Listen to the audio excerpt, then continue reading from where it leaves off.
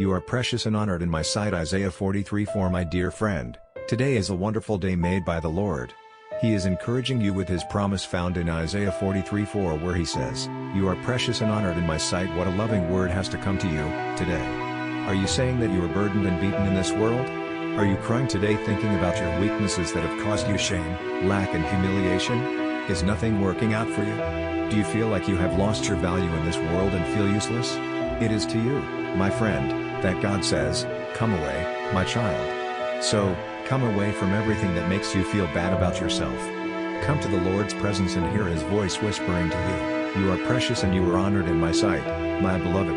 What a loving Lord we have. In the Bible, we see that the Israelites were always complaining and murmuring against Moses, even though he was only sacrificially trying to lead them away from the bondage of slavery into a beautiful land full of blessings. Whenever there was a lack, they blamed Moses, saying he was not a good leader. How much this would have broken his heart. That's why God called Moses away to his presence, to the top of the mountain where Moses could meet God in his glory.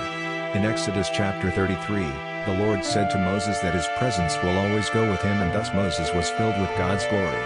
When he came back from the Lord's presence, his face was so radiant that the people were afraid to look at him. Yes, Moses was fully loved by the Lord and was lost in his presence. He felt precious and honored in God's sight. My friend, just as how the Lord transformed Moses, he will transform you too. You will become precious and honored in his sight. You will carry the Lord's presence wherever you go and forget about all the deformities of the world. God will make you into a new person and send you back to the place where you have seen lack. God's grace will operate in great measure through you. You are always precious to the King of Kings himself. So, do not be worried.